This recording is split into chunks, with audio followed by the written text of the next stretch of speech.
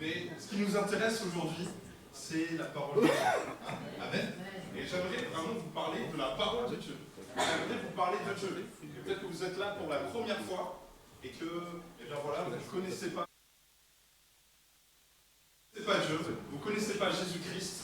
Mais, j'aimerais vous dire que, comme on l'a entendu ce matin, moi aussi, je vous aime beaucoup.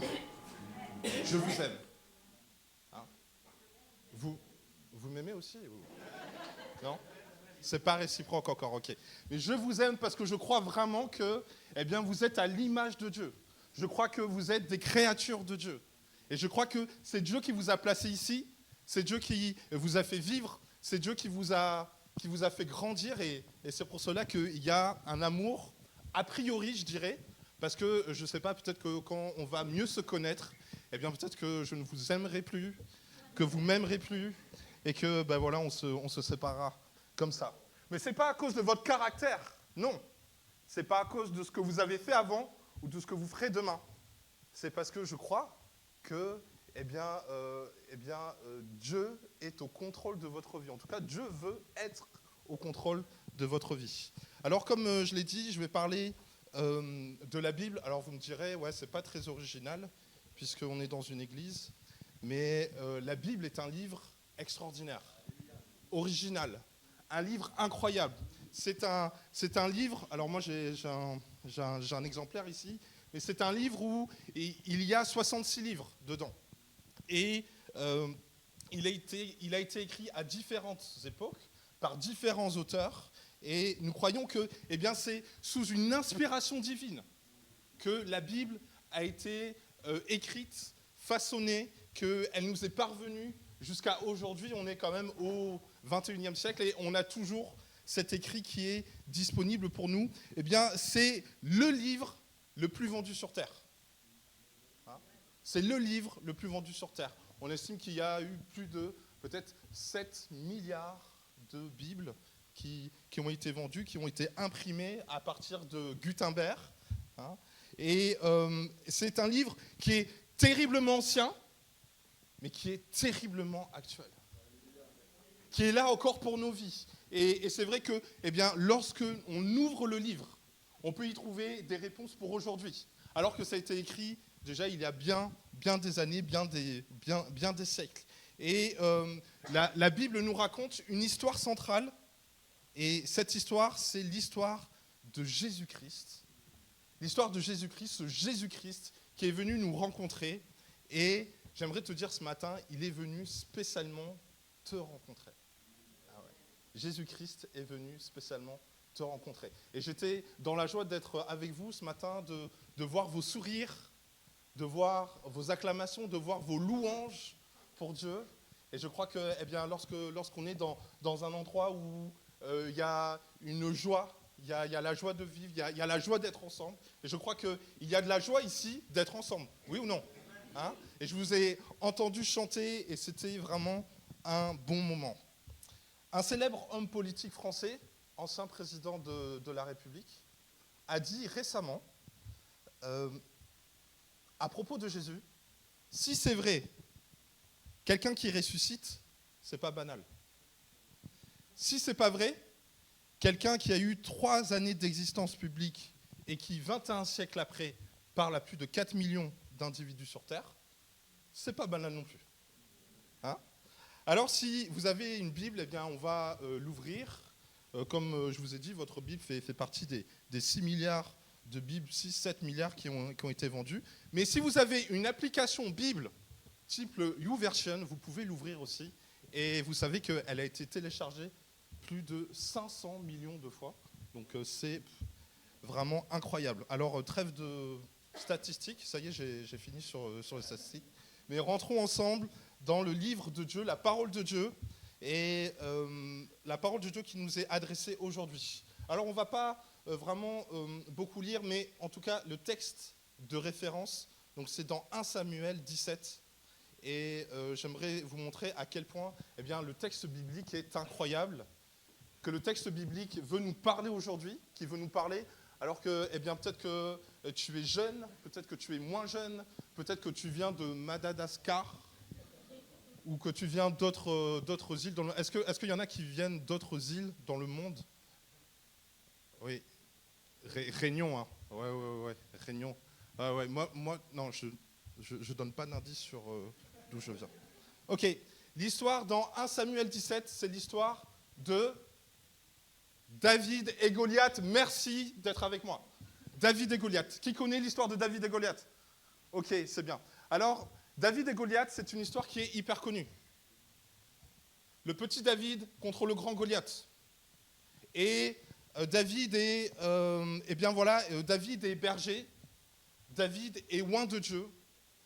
Et David, rend visite à ses frères qui sont partis à la guerre. Et on a donc le peuple d'Israël qui est là sur le champ de bataille. Et en face, vous avez l'ennemi d'Israël, donc ce sont les Philistins. Et ils sont sur 2 collines, et au milieu, donc il y a la vallée, je crois que c'est la vallée d'Éla.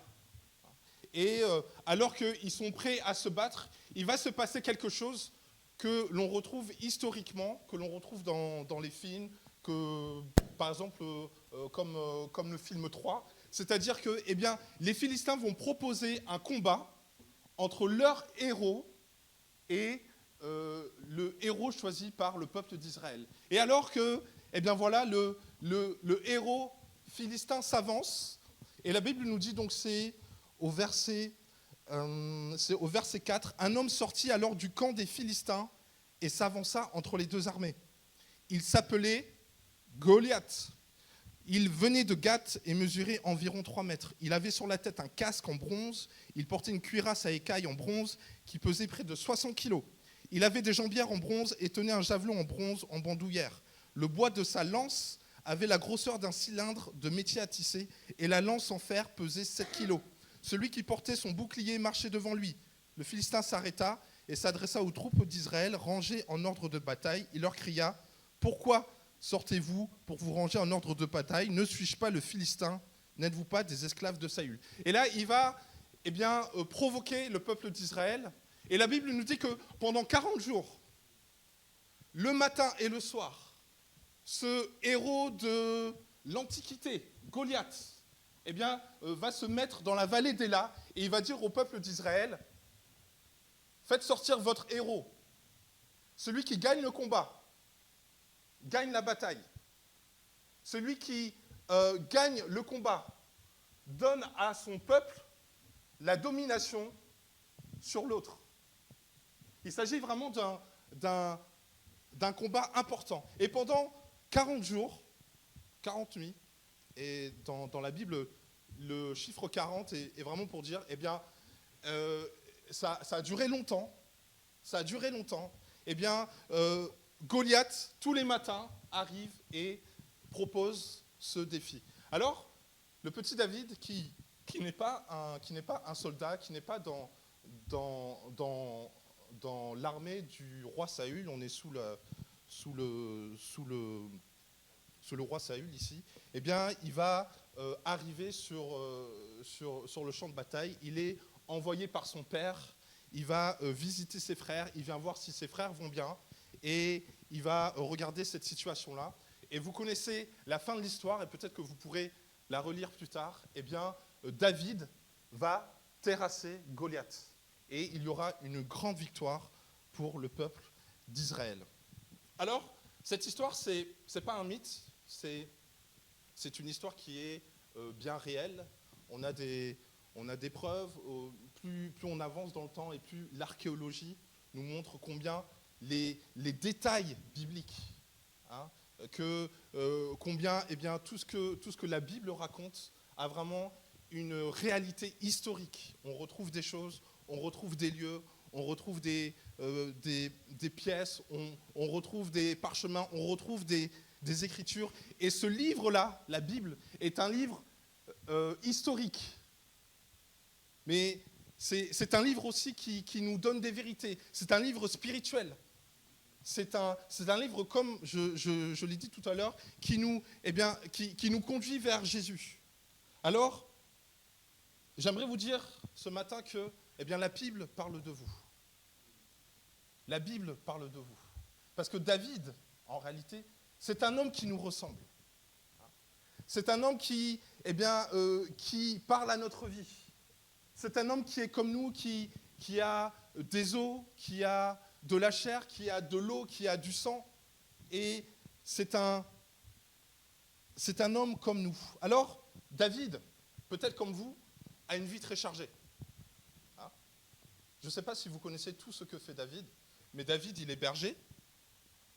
David, il est engagé par le roi Saül pour jouer de la musique. Il joue de la harpe, c'est ça. David, il nous est dit quand même que même s'il ne fait pas partie du peuple d'Israël, on lui dit que c'est un vaillant guerrier. David, également, il est livreur. C'est-à-dire qu'il fait des navettes entre sa famille, entre le roi, entre le champ de bataille. Il est là avec, je ne sais pas s'il avait une carriole, il rapporte du pain, il rapporte du fromage. Et ce David-là, il est un petit peu comme nous. Il est dans la vie de tous les jours. Il est actif, il a un métier, il a des employeurs exigeants. Il a beaucoup de choses à faire. David également, il a une grande famille. Hein? Il est issu d'une famille de 8, je crois. 8 garçons. Et c'est le dernier. Alors il est cantonné aux tâches les plus difficiles. Il a toujours quelques remarques de ses frères. Hein? On l'envoie garder les troupeaux. Il a la responsabilité du troupeau et quelque part, une des tâches qui est la moins reconnue. Et il est là, il garde les troupeaux, il faut qu'il soit productif parce que, il faut de quoi vivre. David, c'est un jeune garçon qui se pose beaucoup de questions. Et peut-être que toi aussi, tu te poses beaucoup de questions. C'est un jeune garçon qui se pose beaucoup de questions sur la vie. Et vous avez qu'à lire tout le recueil des psaumes. Où vous allez voir que David, c'est quelqu'un qui parfois qui passe par la détresse. C'est quelqu'un qui est joyeux. C'est quelqu'un qui est triste. C'est quelqu'un qui passe par le deuil parfois. C'est quelqu'un qui ne sait plus où il est. Et là, dans ce texte, David se pose une question. Que fera-t-on pour celui qui tuera ce Philistin ? Qu'est-ce qui est réservé à celui qui va se lever et qui va dire « Je vais combattre Goliath, je vais le battre, qu'est-ce qu'on va faire pour lui ?» Il se pose également une autre question au verset 26. « Qui écartera la honte d'Israël ?»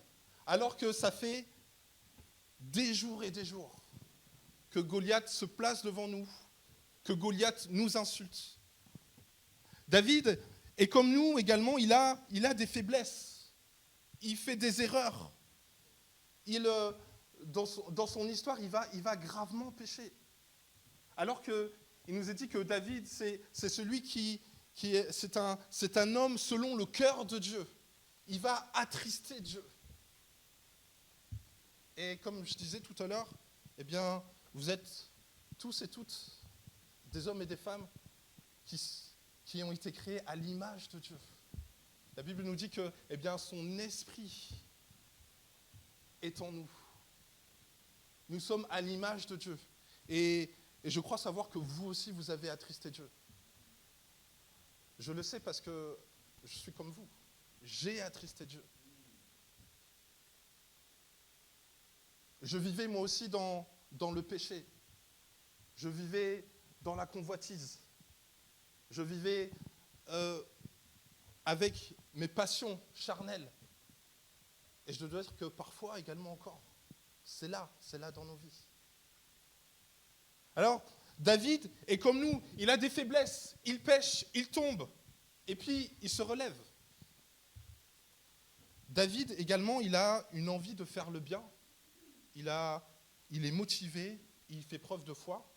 On le voit ici, à un moment donné, il va se lever, il va dire, mais ce Goliath-là, il n'y a pas d'autre solution. Il faut que quelqu'un se lève rentre sur le champ de bataille et l'affronte parce que notre peuple, nous sommes au bénéfice de Dieu et nous sommes le peuple de Dieu. Alors, je veux t'encourager à lire la Bible ce matin parce que je crois qu'à l'image de ce texte, la Bible a tellement de choses à nous apporter. Et d'une certaine façon, on peut voir la Bible comme ce livre historique, ce livre qui nous encourage. Si tu es dans la peine, si t'es dans la peine, lis la Bible, car elle va t'encourager. Si tu es dans la joie, lis la Bible, car elle va t'encourager. Si tu es dans le dénuement, si tu es dans la pauvreté, si tu es dans la tristesse, lis la Bible, car il y a des solutions pour toi. J'ai envie de dire que la Bible, c'est, pardonnez-moi cette interprétation, mais c'est un super coach de vie. J'ai vu, je regardais là, vous savez, à l'heure des réseaux sociaux, on est tellement happé par plein de choses. Et moi aussi, j'ai des réseaux sociaux. Vous aussi, peut-être. Il vous arrive de scroller comme ça, là? Quelques minutes, quelques heures. Vous savez qu'aujourd'hui, on sait que dans la population actuelle, 60%, non, c'est pas ça, les gens sont en moyenne 60% de leur temps sur un écran. 60%. Waouh! Moi aussi, j'essaye d'arrêter, mais c'est là. Hein. C'est là, et puis on scrolle. Et donc, bon, je scrolle, passons, et je vois, et je tombe sur un gars qui est coach en charisme. Je ne savais pas que ça existait. Vous voyez? Coach en charisme. En fait, il y a des coachs pour tout. Je dis ça, mais moi aussi, je suis coach un petit peu dans la vie. Enfin, je suis chef de service. Et la Bible, c'est incroyablement riche. Combien elle peut nous apporter? Combien elle peut nous réconforter? Combien, elle peut nous parler? Et je veux vraiment vous encourager à lire la Bible. Il y a des personnages comme David, mais il y a des personnages comme Moïse, il y a des personnages comme Abraham. On va lire toutes ces histoires autour des disciples, autour des apôtres qui sont vraiment comme nous également. Plein d'humanité, plein d'erreurs, plein de choses. Mais ce que j'aimerais vous dire ce matin, c'est que, effectivement, la Bible, c'est un beau livre. On peut y voir plein de choses, plein de théories, plein de sciences humaines, plein de sciences morales. Peut-être même on peut le voir comme une loi pour notre vie, des commandements pour notre vie. Mais ce que j'aimerais vous dire ce matin, c'est que la Bible surtout, elle nous parle de Jésus-Christ. Voyez la Bible comme vous voulez, comme un livre ancien, comme un livre historique, comme un livre qui a beaucoup d'importance ou peu d'importance pour vous. Mais ce que je veux vous laisser ce matin, c'est que la Bible, c'est la parole de Dieu et elle nous parle de Jésus-Christ. Tout ce qu'il y a dans la Bible nous parle de Jésus-Christ. Et David nous ressemble. David parle de nous, l'histoire de David parle de nous. Et peut-être que dans ta vie aujourd'hui, à l'heure actuelle, il y a un Goliath dans ta vie qui se dresse devant toi. Et on a entendu, que ça ne doit pas nous arrêter. C'est vrai? Ça ne doit pas nous arrêter. Ce n'est pas parce qu'il y a une difficulté dans ta vie, ce n'est pas parce qu'il y a une addiction dans ta vie, ce n'est pas parce qu'il y a de la tristesse dans ta vie, ce n'est pas parce qu'il n'y a pas de réussite dans ta vie, ce n'est pas parce que tu es loin de Dieu dans ta vie que ça doit t'arrêter. Parce que Dieu a un plan pour ta vie. Mais David, s'il nous ressemble, j'aimerais vous dire que David, surtout, il ressemble à Jésus.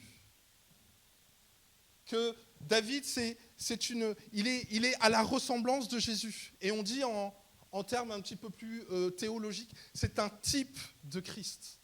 C'est une préfiguration de Christ. C'est comme un petit peu quand vous êtes sur Netflix, j'entends pas de amen, quand vous êtes sur Netflix, parce que je sais que vous allez sur Netflix, et que vous essayez de trouver le bon film, la bonne série pour ce soir.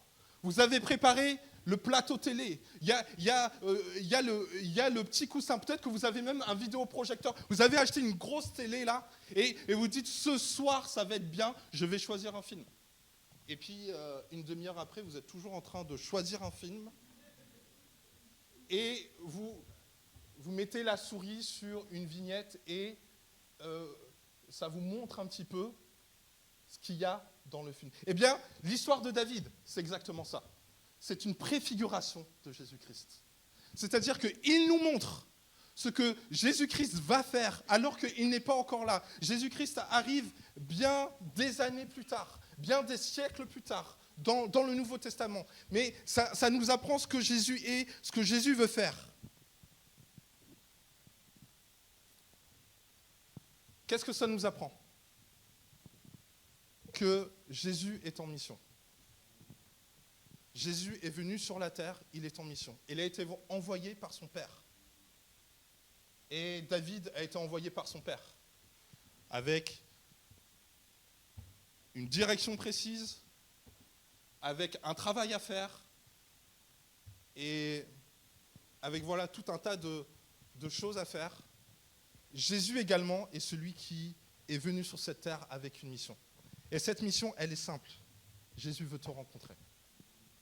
Jésus veut te bénir. Jésus veut te restaurer. Jésus veut abattre toute forme de Goliath dans ta vie, toute forme de domination, toute forme de difficulté. Jésus, il est venu pour te libérer. Jésus, il est venu pour te donner la victoire. Jésus n'est pas celui qui frappe le regard. D'ailleurs, il nous est dit, il n'avait ni beauté, il n'avait ni éclat pour attirer le regard.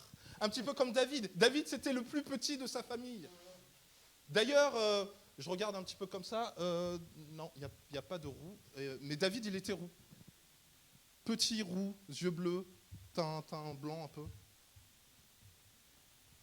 C'est pas le premier qu'on aurait dit, tiens, va voir Goliath, coupe-lui la tête et délivre-nous. Et pourtant, c'est ce petit David.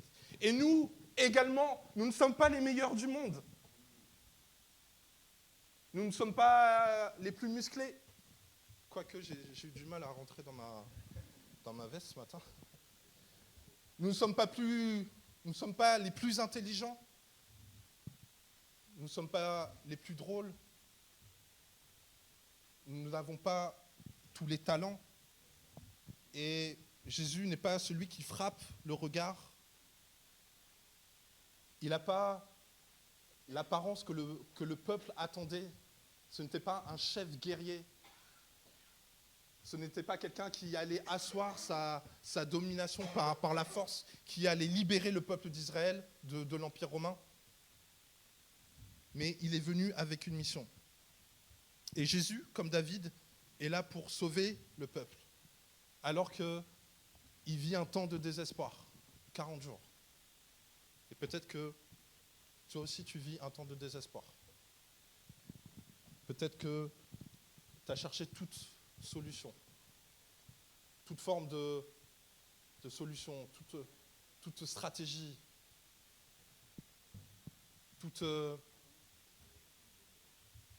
tu as essayé bien des choses. Tu as vu beaucoup de médecins, tu as vu des spécialistes. Tu as mis des choses en place dans tes habitudes pour arrêter de faire cela. Arrêter de pécher, arrêter de tomber. Tu as essayé de mettre tout en place. Tu as pris un coach en charisme pour être plus charismatique. Tu as pris un coach fitness pour être plus solide sur les appuis. Tu as pris un coach en péché pour ne plus pécher peut-être. Un coach pour être meilleur dans ta vie, pour être un meilleur père, pour être un meilleur mari, pour être un meilleur homme, une meilleure femme.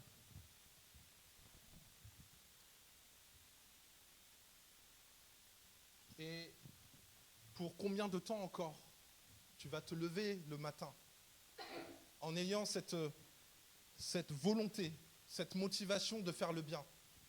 et tu vas te coucher le soir en disant « j'ai pas réussi ». Et c'est ce qui se passe là. Bon, vous lirez, je n'ai pas vraiment le temps de lire tout le chapitre 17. Il y a, au moment où David arrive, il nous est dit que le peuple s'était levé de bon matin,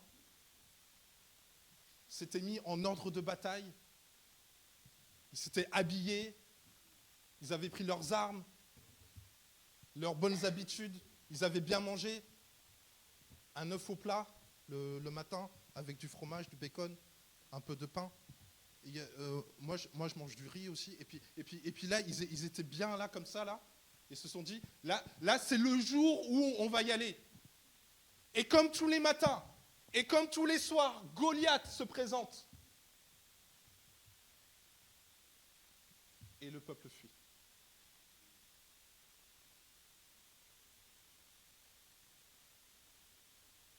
Ça t'est déjà arrivé ? De t'être mis dans la tête, c'est le moment où j'ai la victoire. Je vais y arriver. Et tu fuis.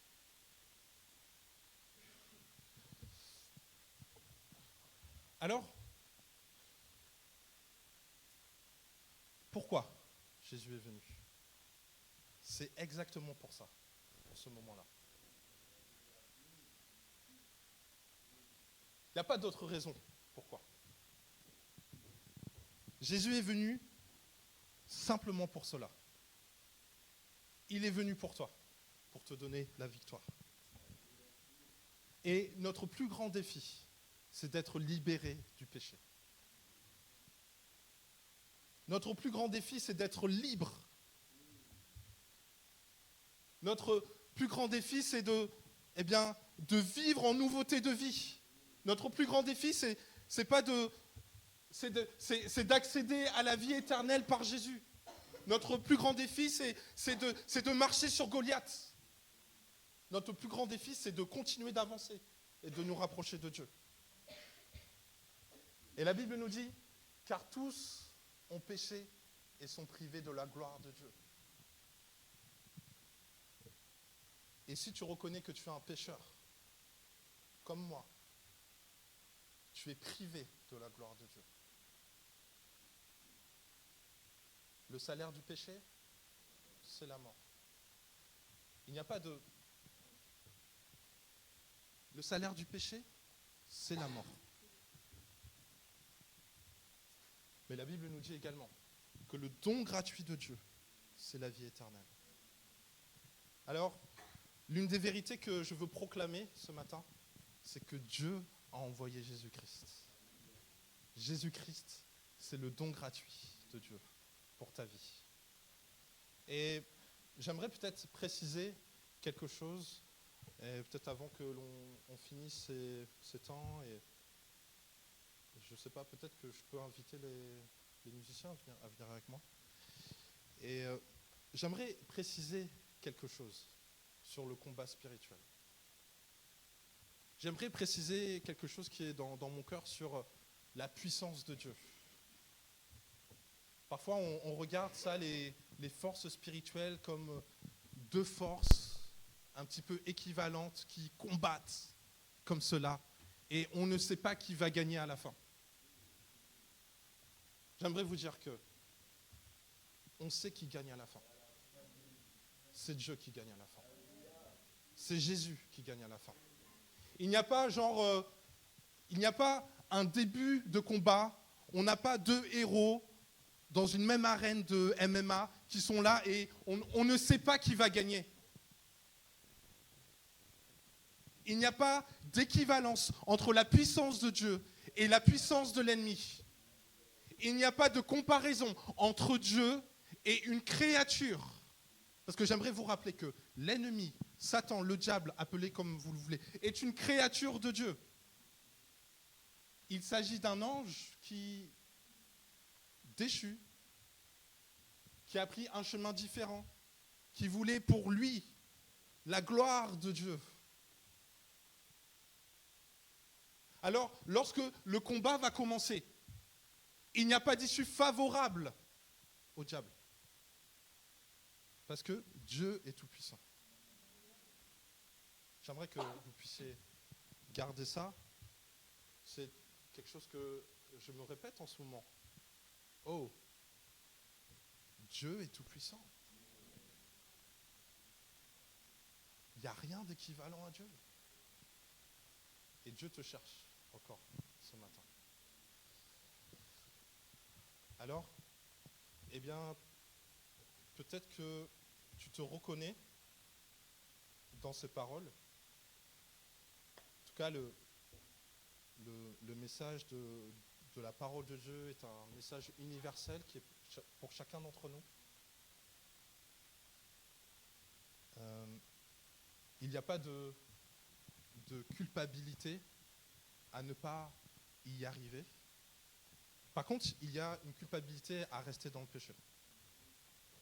Et Dieu désire te rencontrer, Dieu désire te bénir encore aujourd'hui.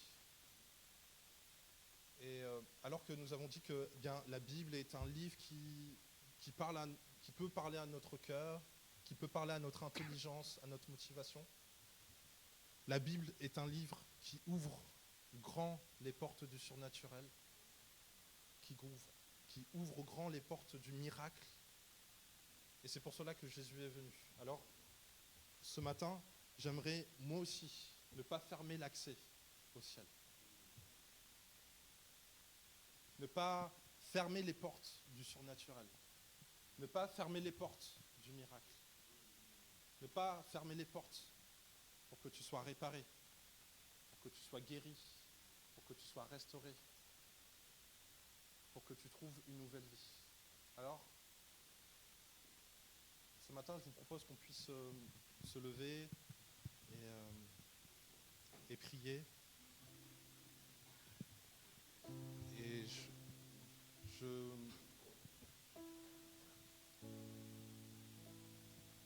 je voudrais laisser une possibilité pour chacun d'entre nous de vivre quelque chose avec Dieu, de vivre quelque chose avec Jésus. Peut-être que tu es là pour la première fois ou les premières fois et que tu n'as pas encore accepté Jésus-Christ. Eh bien, je vais te donner cette opportunité d'accepter Jésus-Christ. Le ciel est encore ouvert. Et tu peux accepter Jésus-Christ. Je voudrais prier aussi pour celui qui vit par un temps difficile, celui ou celle qui a dans sa vie des difficultés qui peuvent ressembler à Goliath, quelque chose que nous ne gérons pas, qui est trop gros pour nous.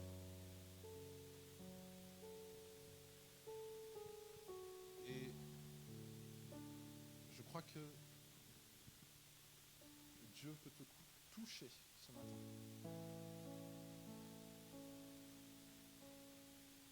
Il nous est dit, si tu crois, tu verras la gloire de Dieu. Il n'y a pas besoin forcément de quelque chose en particulier. Tu peux venir tel que tu es. Et Dieu peut te guérir, Dieu peut te sauver, Dieu peut te libérer. Alors pour tous ceux et celles qui